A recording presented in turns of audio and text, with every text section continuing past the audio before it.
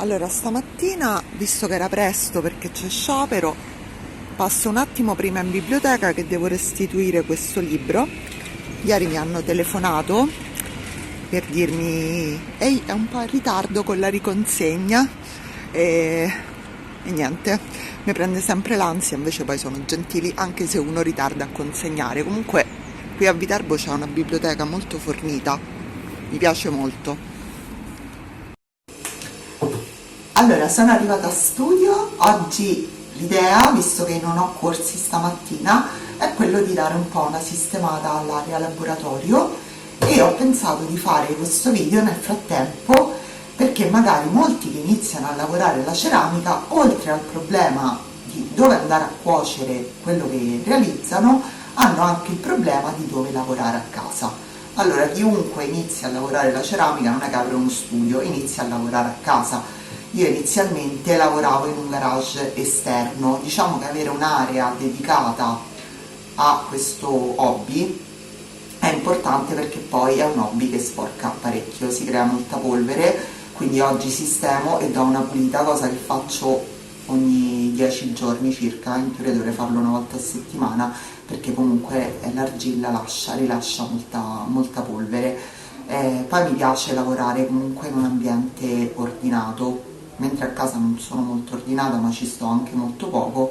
A studio è importante avere un ambiente intorno a sé che sia, insomma, quando uno cerca un attrezzo che lo trovi, che non sia un'impresa epica, e poi proprio a livello mentale, già uno ha le idee che corrono a destra e manca, insomma se sta pure in un ambiente disordinato questo si amplifica, almeno per me è così, poi c'è chi dice che il disordine stimola la creatività, a me invece mi fa venire voglia proprio di non fare più niente, quindi ho bisogno di avere tutto ben organizzato.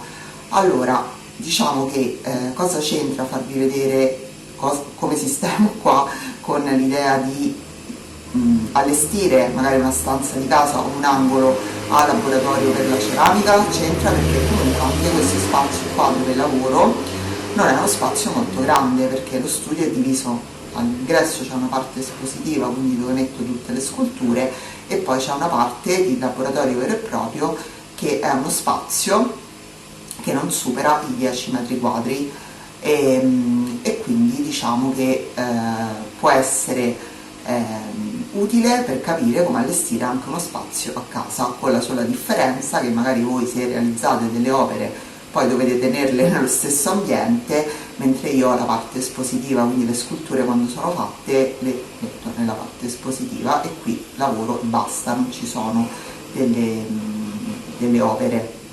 E quindi vediamo, facciamole insieme. Allora, intanto una breve panoramica. Come vi ho già raccontato in un altro video, la maggior parte dei mobili che sono qua dentro li ho avuti in regalo cercandoli nei gruppi Facebook, tranne principalmente questo tavolo che è stato fatto da Alex e come caratteristica principale ha quella di essere molto resistente.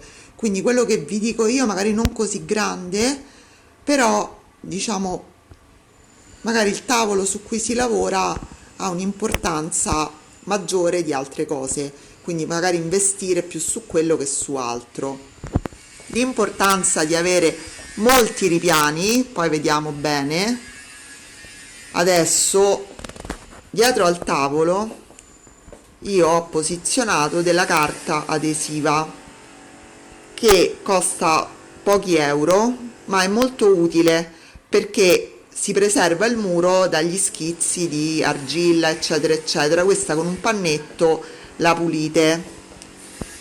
Poi qui c'è una tavola perché in realtà adesso vedete questa parete vuota, faremo una scaffalatura anche qua, sempre nell'ottica che le scaffalature sono fondamentali. Qui c'è un ripostiglio che in realtà è molto disordinato e devo trovare il modo di sistemarlo. Diciamo che è chiaro che quando uno inizia magari non ha tutto il budget per fare tutto e soprattutto è meglio vedere le cose mano a mano che uno ci lavora perché capisce quello di cui uno ha bisogno. Poi c'è questa parte, questo è il tavolo che utilizzo per imballare. là sotto c'è un po' un caos. E è vero che non è a vista, però andrebbe sistemato. A me piace pulire e sistemare dopo aver svuotato tutto, e quindi svuotato e pulito in uno schiocco di dita, insomma. Allora, nel frattempo ho iniziato a sistemare perché è anche entrata una signora e quindi mi parevo scema a parlare al telefono e a non fare niente con questo caos che voi non vedete, ma se pensate che tutta la roba che stava qua adesso è di fronte a me, potete immaginare. Allora, adesso chiaramente non è che vi faccio vedere come lo sistemo in toto, perché sennò insomma è anche un po' noiosa la questione, però vi do dei consigli. Allora, intanto, quando dividiamo gli scaffali, dividere per aree tematiche. Io ho pensato di mettere nella parte sottostante, che anche se è aperta, quindi è comoda, io non trovo molto comodi gli sportelli, anche perché poi quando uno chiude, rimane, di solito poi si tende a lasciare tutto disordinato. È quello che io chiamo il disordine ipocrita, perché ci stanno quelle case tutte sistemate così, poi apri i cassetti e trovi il mondo. A me mi mette i nervi questa cosa qua. Meglio disordine fuori e disordine dentro, allora così si è coerenti nella vita. A parte queste cose, diciamo, quindi nella parte sottostante voglio utilizzare uno scaffale per i lavori dei miei corsisti da finire, quindi che sono imbustati così perché devono mantenere l'umidità, e una parte per quelli che si stanno asciugando. Ecco, un'altra cosa che non vi ho detto, che magari avete notato, è che io non ho qui il forno, perché il forno lo abbiamo a casa, perché il forno ce l'abbiamo da tantissimi anni, e il forno sta a casa, sta così, non lo vogliamo portare qua. Un po' perché qua comunque abbiamo la corrente a 1,5 kW, e quindi dovremmo fare tutta una serie di cose. Noi di solito una volta a settimana portiamo via le sculture da cuocere e riportiamo quelle cotte, quindi ci troviamo bene così, va bene così per noi. Da questa parte altri attrezzi, altre cose, nella parte sopra le cose che è più carino magari tenere a vista e che sono quelle utili per la lavorazione. Allora, io trovo molto utile suddividere le cose in dei cestini o dei contenitori, un po' perché è anche più facile pulire, nel senso che magari se uno non vuole svuotare proprio tutto, basta che alza e si trova comodo.